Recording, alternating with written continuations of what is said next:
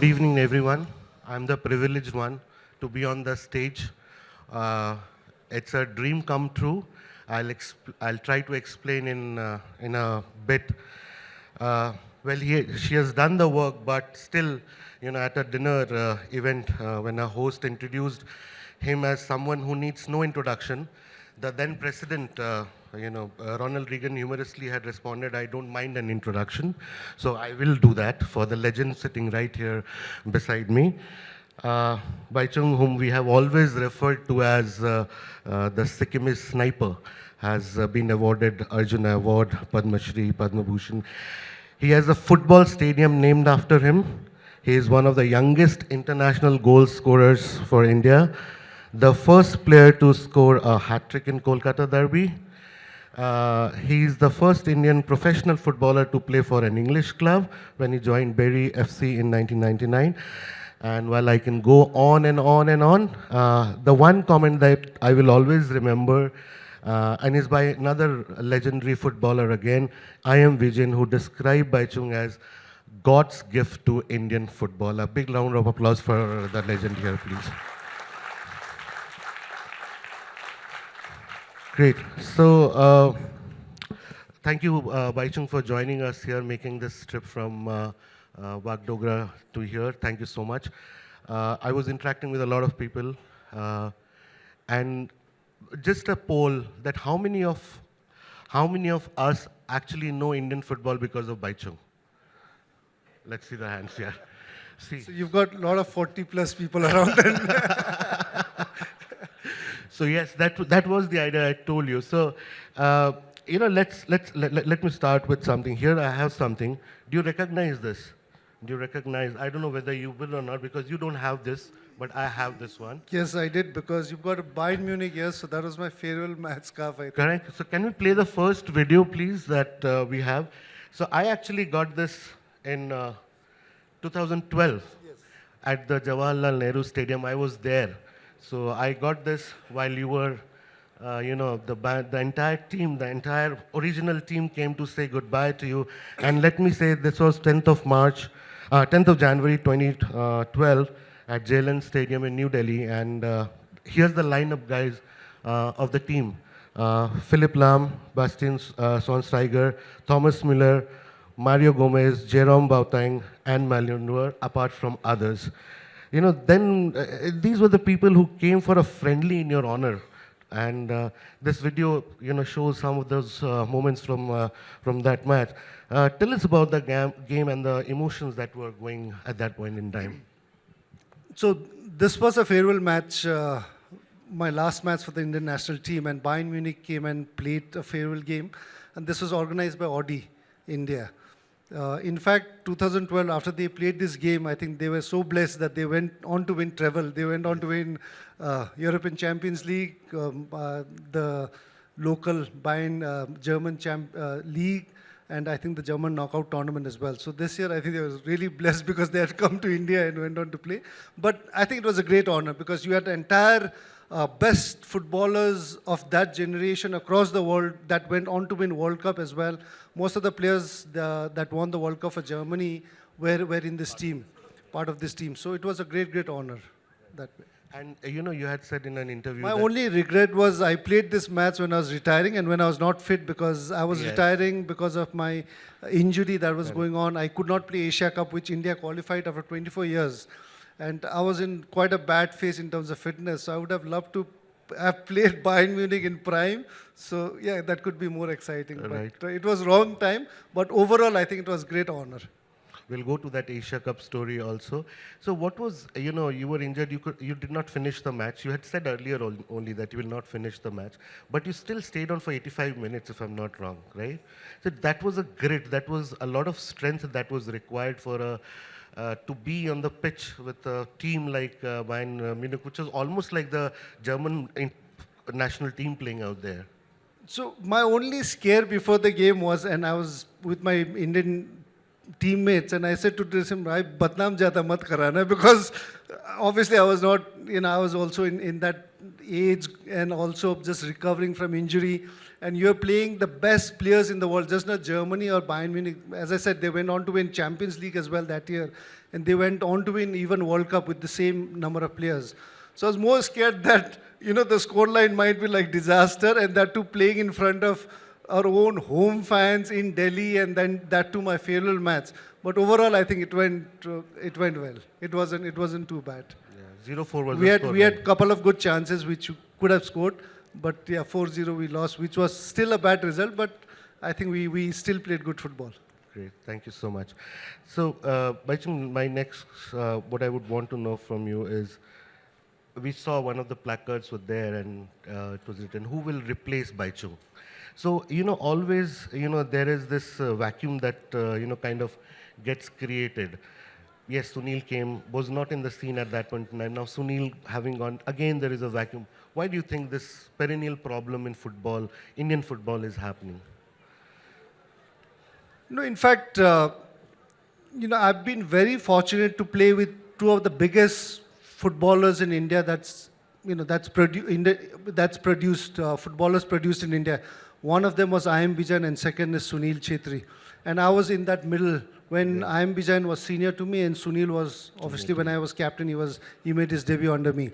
So I was very lucky and fortunate to play, and I've seen both the players, and I was in that mid-generation. So I think there's always, with sports, I think either way it's cricket, football, or hockey, that you have a big star. When I.M. Bijan was playing, when he was retiring, who's going to be the next? And then I came in. Then after I retired, there were all talks, who's going to be next? Sunil came in. After Sunil, I think, yes, there has been a slight struggle because we've not had some striker who's been so consistent like Sunil, the way he's been scoring goals for the Indian national team. So right now, the good side is, I think, the national team is playing as a team. A lot of times during my generation and before that as well, I think the teams dependent on one or two big names to really make the game change. But I think right now with ISL coming in, obviously the standard of football is obviously been much better than what in our generation. So I think we're looking at the entire team to perform. But yes, at the end of the day, you need somebody, a single striker like Sunil, to really come out and give you those difficult matches where you have a single player that can really change the match, and that's been Sunil. Right now, I think we've not seen that single one player who's got that capability to change the situation of a team if the team requires that. So that's been a challenge for Indian football.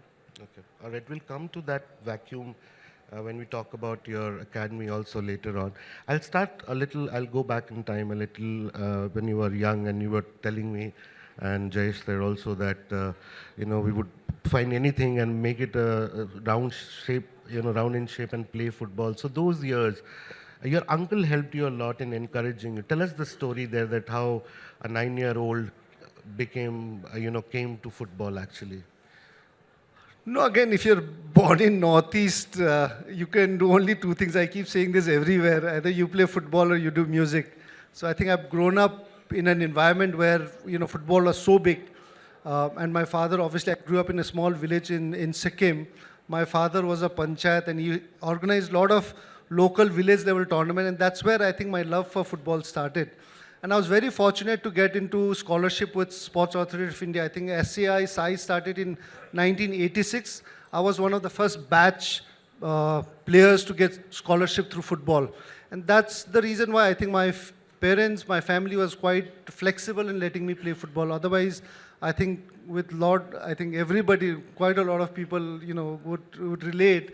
A lot of parents, I think, forced all of us to get into academic study. And I think SAI really helped me. And playing that through SAI, I played Subroto Cup, which was the biggest school tournament. And through Subroto Cup under 16 tournament, I was spotted, and I got the opportunity to play for India under sub-junior, under 16 national team. And that's how slowly things changed.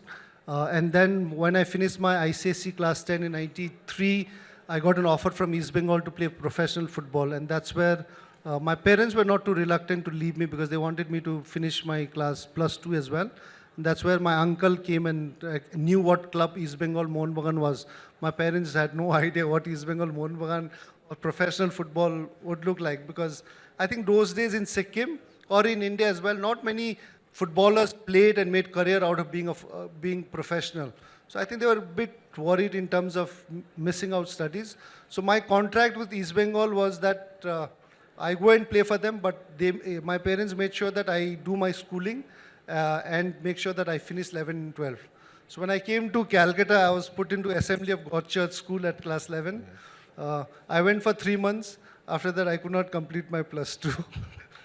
So you chose actually under 16. You did not appear for ICSO the first I time. did appear. I passed, then I went to Calcutta. Calcutta. But I didn't realize that playing for East Bengal, amount of training, and then heat, March, humidity, April, May, yeah. humidity, heat. After training, going to school, I did that for 3 months. And 3 months was disaster because every time I went, there was new test happening and my score was always 0. So I think it started getting a bit embarrassing. So after 3 months, I could not continue going, and then I left my studies. So completely focused on football then on.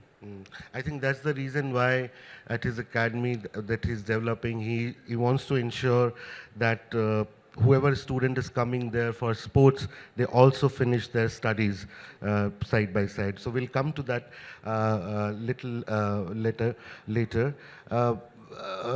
Can we play the second video that we have? So, this is the video of him scoring his first derby goal for Mohan Bagan.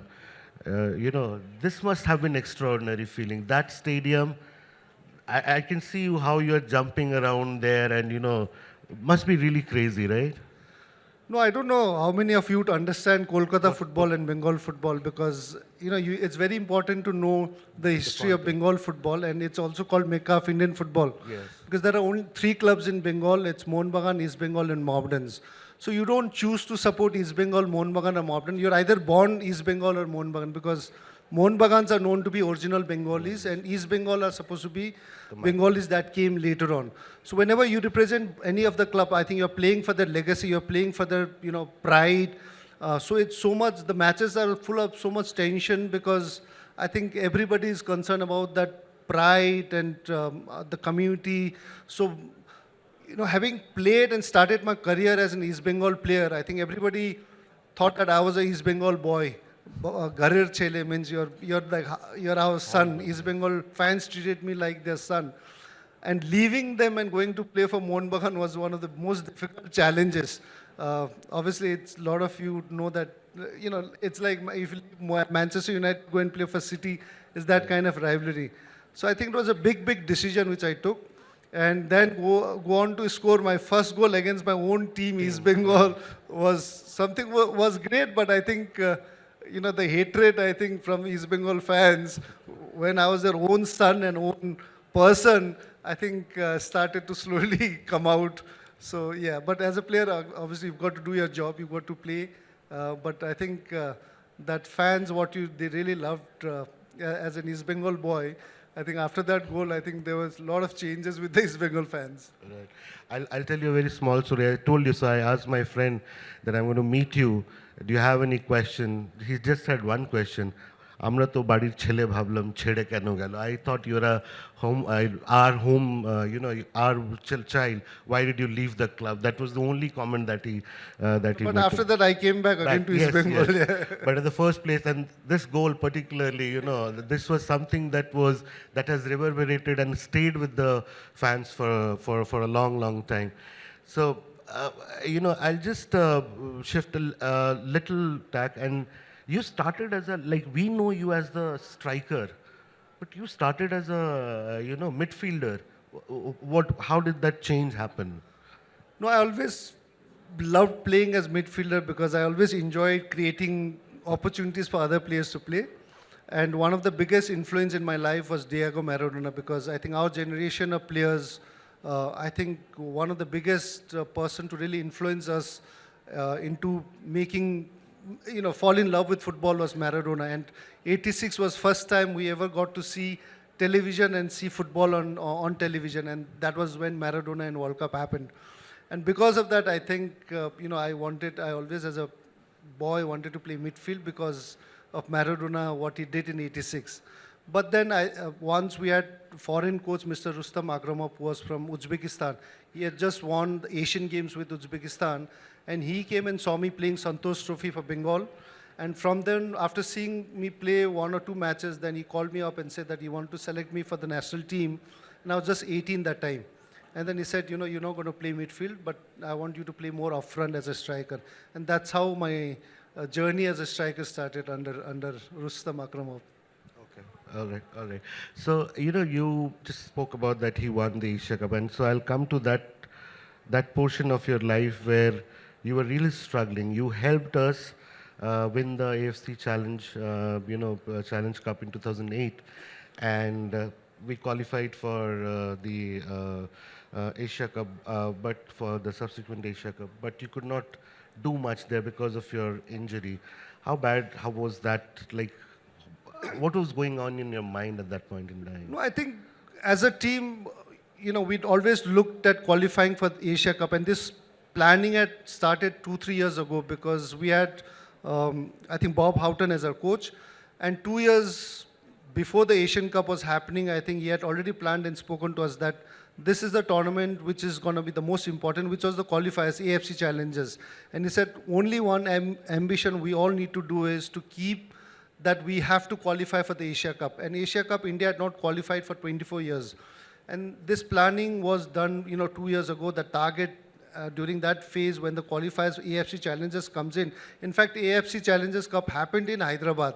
We played the qualifiers here. The final match could not be played because of the monsoon and bad ground condition was shifted to Delhi. But that was our, we had plans and we had ambition to just make sure that we qualify. And after qualifying, finally Asia Cup happens and I was just struggling with injury and I could not play. I just played last 20 minutes against South Korea. But just being part of it, qualifying after 24 years under my captaincy, and being able to play last 20 minutes was something which I always dreamt of. Because for any footballer in India, I think there are 2 tournaments you would want to play as a footballer. The one is World Cup, second is Asia Cup. These are the only 2 tournaments where the biggest names of Asian football comes and play. Not even in Olympics. Olympics, you have only under 23. So the big names of Asian football players, they don't really come and play Olympics as well. They only come and play Asia Cup and the World Cup. So I think for us to qualify for the Asia Cup was big achievement. And then competing with some of the biggest name in Asia football those days, I think was something which everyone worked for it, and really to be part of it was something which I felt nice. And then retiring, I always thought that I'll retire after Asia Cup, and that is what I did. No, we are very proud of you that you made us play the Asia Cup. At least, yes, we lost. We did not do much in that tournament, but we are really proud of you. So, with this, you talked about. Can we play the third video that we have? And with this, I will come to something you said, that always there's a vacuum that gets created. You have an academy. This is your one of the videos from your academy where you're training people. So tell me what are you doing there, and some of the very proud moments that you have created in this academy. See, Bhaichung Bhutia Football School started 2010. We're 14 years old now. My idea to start football schools and academy was, as a kid, we didn't get that opportunity to train, play, and compete with other players and train under good coaches. So that was one thing, to get more kids to come and play, because even in bigger cities like Delhi, Bombay, even Hyderabad, Bangalore, you've got a lot of kids who are interested in playing, but they don't know where to go and train. They don't have good coaches to train, good teams to compete with. So that one main reason was to give them that platform to come and train and play. And if they're good, they go on to play for India. And in fact, through last 14 years under Bhaichung Bhutia Football Academy Scholarship Scheme, we've got almost 8 boys that have gone on to play for India in different age group. We've also got, for last 2 years, we've been running Girls Academy as well. In that, we've got 4 girls right now playing for Indian national senior team. So idea is to make sure that, the kids get that opportunity to come and play, because if you look at the Federation and Sports Association, a lot of times they do a lot of grassroots, but it's only limited. When you say you've got to do grassroots program under 13, grassroots tournament, So a lot of states do it only for 15 days, and I'm obviously in federation right now, and I'm in that group as well. Last 1 month, I'm seeing that group. Everybody is putting under 13 Asmita girls tournament we're organizing. Everybody's feeling proud and saying, oh, 200 girls, boys and girls took part. But it's only till 15 days. Or maybe some state might go for a month. But if you're doing those, so a lot of state associations are just doing it to tick their boxes. They do it for 1 month. They have 200 kids or 300 kids or 1,000 kids participating it, and they write to in the group, oh, 100, 1,000 kids took part. Everybody's like clapping. But after 1 month, what would those kids be doing? Nothing. They have no competition, no training at all.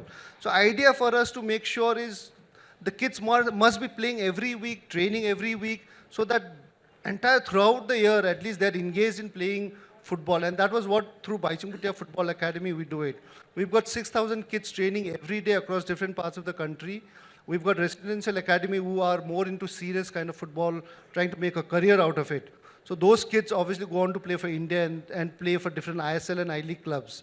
So that is what we're trying to create with this, to give kids the platform to come and train and play every week, so that, you know, they get that competition, they get that platform to go and become professional. Okay, all right. Great to hear that you know, students from your school are making it to different levels of football.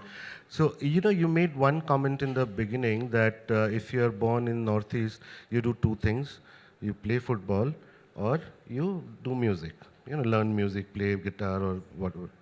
Then how come you started dancing? You took part in Jhalak Dikhla Jai and you're winner of the third. So where did you get the time to learn dancing? That Jhalak happened, it wasn't, actually it was my good friend Leander Pace who put me into all this trouble. Because the contract for Jhalak was signed by Leander Pace. Okay. So Leander, I think that time with some tennis, Wimbledon clashed with that. So after signing, he could not, you know, fulfill the contract. So he told the Jhalak people, the organizers, saying that I'm going to give you somebody great sports person, and that's where he put me into it. He called me up and said, Bhaichung, I'm going to give you a great deal. I said, what is it? Obviously, he's a Calcutta boy, so we're friends. So he said, I'm going to get you a great deal. I said, what is the deal? He's saying, oh, you don't know the package. He said, the money is so good. I said, what is the deal? He's saying, it's a dancing. I said, I'm not going to dance. But he said, look at the package, what it is. And that's how he put me into it. I said, I don't know how to dance. You know, it's not going to happen. So he said, it's just 2 weeks. You don't know how to dance, you'll be out.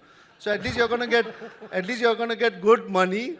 Anyway, you don't know how to dance. So 2 weeks aage, you show your face and you come out. You'll be anyway out because it's an elimination thing. Then I said, okay. Then I, you know, met with the club officials. They flew down and then spoke to the, you know, channel and everybody. And they said, yeah, it's like that, elimination and all that. So if you don't know how to dance, anyway, you're going to be out. So that's what I went into it. But once I went into it, I didn't realize that there's a voting thing as well. So, you know, there's a voting thing. And once I got into it, the entire Northeast obviously had nothing much to do but watch that Jhalak and just do his vote. And there was like campaign going around in Northeast that you have to vote. And I wanted to come out, but they kept voting and making me stay longer and longer. So that is what it happened. So, and at the end, I managed to win it as well, so, which was the funny part. So, yeah, so whatever the contract was there, I got that. Obviously, lender had dealt with that, so I got that part. But the winning also, there was a prize money of, I think, around 40 lakh, which 20 lakh I gave it to my choreographer. Usually, they don't get it, but I gave it to her because it's because of her I won it, because choreographer plays a major role. Another 20 lakh was given to different charities in Bengal and Sikkim, because those days I think we had a big, you know, landslides happening in Darjeeling and all around. So the winning prize was given off. So lender said, see, and lender calls me after that. He's saying, look, I told you you're going to win. That's what happened. So nothing for lender? No, no. He got you at the first place, no? I saved him from all trouble. Otherwise, he would have had to dance, not play Wimbledon and win that, I think, mixed doubles or something. So he was grateful for that. Great, great. Thank you. So with your permission, shall we take some questions from our esteemed audience? So, you know, introduce yourselves and please shoot your question. I see one hand there. So can we have a mic there, please? Can we have a mic there? There. Okay, next after that. Yeah, please. Yeah. Hi, Leander. My name is Shaunak. Sorry, Bhaichung. So, No, you're not zoned out. You're just yeah. Next zombie. time, whenever Leander calls me, I don't pick up his calls now. Sorry, Bhaichung. So, yeah, so it's a fanboy moment for me. I grew up in Calcutta. I mean, like he said, by default, I support East Bengal, and that's one of my sad moments. Not by which default. By default, it should be Mohan Bagan, boss. You Let's came- not go there. Let's not go there. That's a very different. That's I a know. gray area. Please go ahead, I go ahead. won't Yeah. get into that. But yeah, so that was a sad moment for us. But I have a couple of questions actually for you. One is that I see a lot of investment that's coming in now in football, but somehow I still feel that we are still around that 100, and at the most we're just going below 100 in terms of FIFA ranking. So despite all of that, infrastructure that's happening, earlier there was, there was National League, I League that was there, then it got replaced by ISL. It's still happening. Both the leagues are still going on. Why are we still not, progressing further? And another is a bit of a technical question, because you were one of the finest number 9s that we have had in India. We see globally there's a dearth of number 9s that's happening. It's not just in Indian football, but globally. Why do you think is that the reason? Okay, I'll answer your second question first. I think football things are changing so much now. So a lot of teams, in fact, Barcelona, when they had tiki-taka football, I think they never played with number 9. They played, they played a system which the attacking midfielders obviously scored. If you look at the World Cup history, the team that won most is obviously Brazil, but during that generation, the best formation they played was 4-4-2 or 4-2-4 with 4 forward line. But over the years, I think football is changing so much with formation, tactically is changing so much. Now you've got, most of the teams are playing with just one striker, 4-2-3-1. So you've got a lot of attacking midfielders that can become strikers and go on to score. So whenever you look at a lot of teams with great teams that win Championship, World Cup or Europe Champions League or Premier League, you will see a lot of goals scored just not by number 9, but a lot of attacking midfielders. And that becomes very, very difficult. So I think that's the reason why you don't see much of number 9s now. And I think that system in football is changed so much. And that's the reason why I think a lot of clubs have gone on to do so well with very less number 9. Second thing with football in India, we've not been able to progress. Obviously, is one of the reason I strongly feel is that we need to do serious work in grassroots. Obviously, we keep talking about grassroots, we are doing it, there's that, but a lot of, as I earlier said as well, the state association, district associations are, obviously I don't blame them as well because they also have a lot of difficulties, challenges in terms of finances to really conduct that kind of long tournament, have their own football grounds. So a lot of things are done only for a tick, to tick their thing that we've done it. So I think it's important that we need to create a culture where kids are getting to compete every week and train. At the same time, I think it's also responsibility of each and one of us because we as a nation have to be sporting.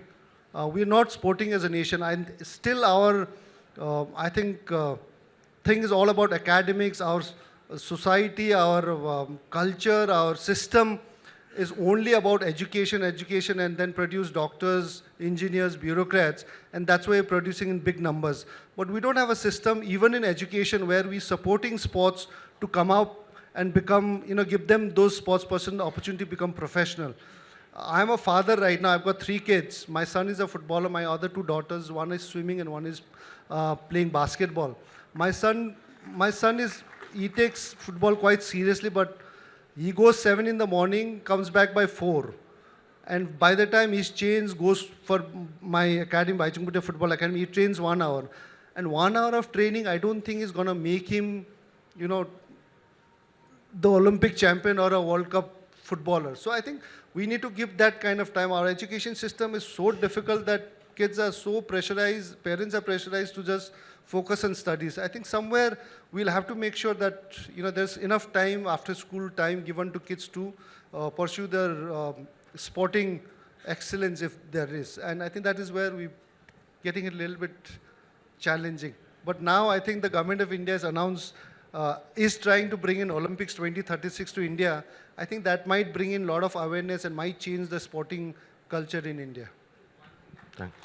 So, hi, I'm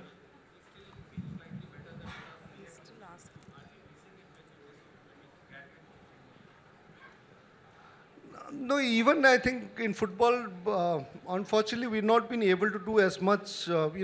First thing, if we want to play a World Cup, Senior World Cup, which is the main FIFA World Cup, I think India should be able to qualify under 16, under 21, or under 17 World Cup on merit basis. Forget the World Cup. Even Asia Cup, I think if India can qualify on merit basis through qualifiers, not by hosting it. India played under 17 World Cup when we hosted under 17 World Cup. But if we really want to progress, under 17s, under 20s, if we are not qualifying on merit basis for even Asia Cup, then it becomes very, very difficult for the World Cup. Good thing is now, next World Cup, I think Asia is going to have 10 teams qualifying from Asia. Otherwise, it was only 4 teams that go on to play for World Cup from Asia. And it's a big, big challenge because you've already got South Korea, Japan, Australia comes into Asia. So Australia takes one, and then 4th is either Iran or Saudi Arabia. One of them goes. So there is only 4 quota to go to the World Cup, and it becomes very, very difficult for a country like India. So I think it's important that we need to do under 16s and under 17s and under 20 qualifying on merit basis for the World Cup, and that's where if they can do that, then we've got some hope that we'll qualify and do well. With that, I'm... Okay, Yeah, please. sorry. Namaste. I wanted to ask you, you said, we give so much to education and not to sports, etc., right? So may I ask you, your son, you just described you put him in school throughout the day. So that's a dichotomy right there. So why wouldn't you let him play football and put him in an open school? Question number 1. 2, can you narrate any story, episode of a struggle or difficult situation, how you came out of it? I think I'm really here to listen to you today. 3, how are you looking half my age when we are the same age? Thank you. Yeah. Thank you probably for take the third one. I don't know what to answer for that, but yes. Go ahead. Yeah, I think for the third one, I can give you a great advice, and this advice was given by the legendary Milka Singh ji. In fact, during the COVID time, we were in a we were on a I think the Zoom thing with sports minister, Mr. Kiran Rijiju was the sports minister. I think there was a Zoom meeting on the fitness and all that. And then Mr. Rijiju asked Milka Singh ji, who was 90 plus then, asked him that, you're 90 and you are so fit, as you said, you've not even been admitted to hospital and been sick. So Milka Singh ji said, I want to give 2 advice. One advice was, he said, every illness that starts, it starts from stomach. He's saying, whatever you eat, it starts from there. So he's saying, आपको 4 रोटी खाना है तो 2 रोटी खाओ, आपको 2 रोटी खाना है 1 रोटी खाओ. He's saying, eat less. And then second thing he said is, every morning when you wake up, half an hour, please make sure you go to your park or anywhere, at least make sure you do exercise, your blood circulation ko karna chahiye. So these are 2 advice he said you should do, and he's saying he's been doing that. And he's not been admitted to hospital, he's not been ill, and he's not been anything. So those 2 advice actually were so right, because once you grow old, I think your food habits are very, very important. If you can work out, obviously it's very, very good, but I think a lot to do with food as well. And then if you can work out, and which is doable, half an hour in the morning, just do some stretching exercise, walk, which is completely possible. And if you're hungry, eat less. So that, I think this 2 advice was really, really helpful, and which really works out. You should try it. Eat early as well, not eat too late. I think first question what you had asked was my son's example. Again, my son was in my football academy, in residential football academy, which I owned. But the mother felt that the schooling, the academics part was not so great with the school which I tied up. So there was a lot of, obviously, discussion, debate. And then finally, 2 years ago, I had to take him out from my football academy and put him to a school where his sisters are studying in Delhi. So he's going to the same school where my daughters are going. Again, my daughter, the elder one, I've got twins, daughter and son. So they're going to be 15 now. So my elder daughter is a swimmer. And I had to bring her, take the leave from school and take her to Sikkim to compete in the state level swimming championship, which she did and won in her age group category. But from Sikkim now to go to national levels again was a major problem. At the same time, school says 85% of your attendance is very important. So if she goes, she's already got 5 days out to compete in Sikkim, and then now she goes for nationals, the school is not going to consider that. So 85%. Now in Delhi, the winters have started, the pools have closed. So she's got nowhere to swim. She was going into one of the private training thing. So I think, these are the challenges where kids want to do it, but we still struggle as a parents. At the same time, now, another 2 weeks, our exams are going to start. So the mother has got some, because I think the elder one is slightly struggling in maths, so she's got somebody to come and teach. So those kind of challenges are there. So I think where we need to be a little flexible in terms of education system and schools as well, because they're so strict, they want to make sure that your 85% attendance is there. So those kind of challenges are quite a lot. And then second one was the struggle, I think. The struggle, obviously, I think for any sports person, not just during my days, obviously now as well, there's a huge challenge. But our time, we never had anybody playing football and being professional. When I first played for India in 1995, when I made my debut, when I played, the first tournament I played was Nehru Cup. And they were all senior players along with me. So 10 of my players were all seniors. And every player at that Indian national team had job with them. Either somebody was with banks, somebody was with railways, 1 or 2 guys were from army. So everybody had job with them. So after I played India and played East Bengal, I got a lot of job opportunities as well. Banks came and offered, railways offered. I never took the job because I said I want to focus on football.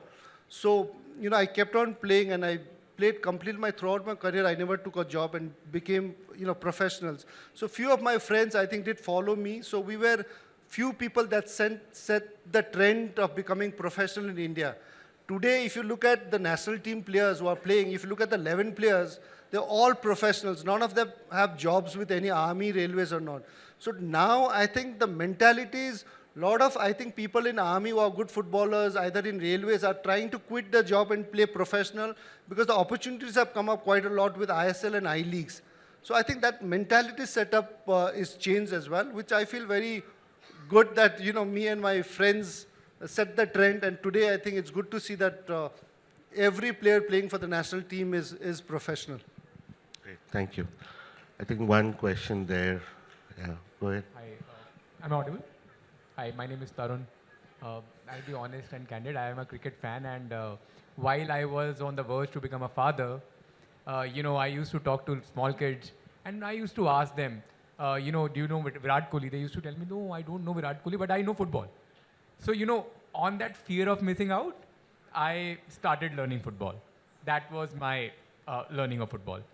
And then, honestly, while I was digging deep, I used to ponder, and it's very intriguing, and I thought I should ask you. That's related to the question which our gentleman asked. That with a population of almost 150 crore as we speak, what is lacking? Yes, he mentioned infra. While I also think, and that's a question, is it also our food habits? Is it also, please pardon, genetics? Why we are not able to be a world-class team? Because 150 is almost 5x of Europe. And then the second question is, this summer we traveled to London, and since I started watching football, I saw a Premier League match. And while I was seeing the match, I realized, and I then Googled also, that there is not a single Indian till now who has played La Ligas or Premier Leagues of the world. And again, that was another intriguing one, and it makes you ponder why could not we do that? By the way, there is one who has played, by the way. But yes, you can answer the question. Thank you. Yeah. Your first was... Food, genetics, what is lacking from 1.5 billion basically? See, I think it's not the population at the end. It's about the number of kids playing football or any sports in India. That's very, very important. Though we are the highest population in the world, but is that many kids playing sports, playing football? That's something which obviously we have to really look into it. And I feel we might be the highest population, but the number of kids playing football is quite less. Though football 20 years ago, during our generation, my generation, and today's kid, if you look at the numbers of kids playing football has gone up quite a lot. In fact, now I think more than cricket as well. If you look at the age group of under 15 kids, I think are watching more football than cricket. And that's, I think, a lot of channels as well show it in that data as well, thanks to Messi and Ronaldo and the Premier League and Champions League. So, because of them, I think football in India is very, very popular. And I'm, in fact, very surprised. My son, who is 15, he's playing football, but I also does encourage him to play other sports. And I tried pushing him to play cricket. And trust me, like as a father, you never know. He might have a talent, and he could be the first Northeastern to play, for maybe India or so. So I was trying to push him that why don't you play? And trust me, he just hated it. He said, "Who plays this game?" And he just didn't want to play. And it's just not him. His sets of friends. Like, how do you play that? You've got no action at all. So I think a lot of kids are, maybe I think it's a social thing. They want to get involved. So I don't know why. I'm talking only about my son, but I'm not saying everybody's like that, every kid. But you can see a lot of kids actually now following football and wanting to know what's happening. Obviously, we need those kids to follow ISL, I-League and Indian football much more. It's more of Premier League and Cristiano and Messi. So we need to get that going. I don't think there's anything to do with our genetics and all that. It's just that we need to create more culture. We need to make kids come out and play more, have good coaches, good training, and they play throughout the year and give that time for them to come and play. I think that is one of the biggest challenges. And, even in cricket, if you look at cricket as well, countries like Australia, who is one of the biggest cricket nation in the world today, I've been to Australia as well, and if you look at, not many kids are playing cricket. A lot of kids are into all the sports, but if you look at the data and numbers, I don't think cricket playing kids are much more than football, but still they produce some of the best cricketers in the world. So if 100 kids in England or Australia is playing cricket, they'll still produce top 11 batsmen or bowler or best players. But for India to produce that many, you need to have 50 lakh kids playing that. So I think somewhere down the line, the system of training, coaching is also very, very important for us. Because England can produce, or Australia can produce, out of 100 kids playing cricket, they can produce best 11 that can be the world champion out of just 100, 200 kids. In India, we have got to have 50 lakh kids playing that. So I think our coaching, training, that system also has to change. But overall, I think if we have to do well in football or any other sport, we need to create a culture to be more sporting as a nation, which I think is not happening. And I request everywhere I go, I keep requesting every one of you to start, at least if you don't play as well, start watching sports. Because if you create that environment, then I think you will have kids taking up. Now, if you watch television in the evening with your family, 7, 8 in the evening, 9, you at least go and watch kabaddi or cricket or football or hockey league, then you're creating an environment. But if you're going to watch Saas Bahu serials and Big Boss in your thing, then you're creating that kind of culture within yourself and the kids, then the sports become a backseat. So I think at least start by watching sports in your house with the kids around and create that culture, and I'm sure we'll change. Great. So, in the interest of time, since we have some more things to do, just one more question from you, Bhaichung. Ronaldo or Messi? Please say Ronaldo. Please say Ronaldo. Please say Ronaldo. Please. No, again, being a footballer, I will have a very technical kind of answer as well, which could be a little boring. But see, if I was a manager of a club and both these players were in prime, if I had to sign, obviously I would sign Ronaldo. But for me, Messi would be the greatest footballer. But I would sign Ronaldo because Ronaldo has gone to different leagues, different teams, and has succeeded so much. With Messi, if I had to sign Messi, then I have to build a team around Messi. Because it becomes very, very difficult because you sign Messi and then you sign other players. So bigger boys around him. The football, what I want to play, would have to suit Messi. So I have to build a team around him. With Ronaldo, I think you have players, you can bring him, he's a guy who can really fit into it. But for me, if I have to buy a ticket and pay and watch, it would be Messi. Okay. All right. That's a confusing answer, yeah, technical answer, but I I'm know sure footballers will understand. Till the very last moment, I was very happy. I was going to clip this and send it to my Messi fans, Messi fans, but now you have spoiled it. But thank you so much.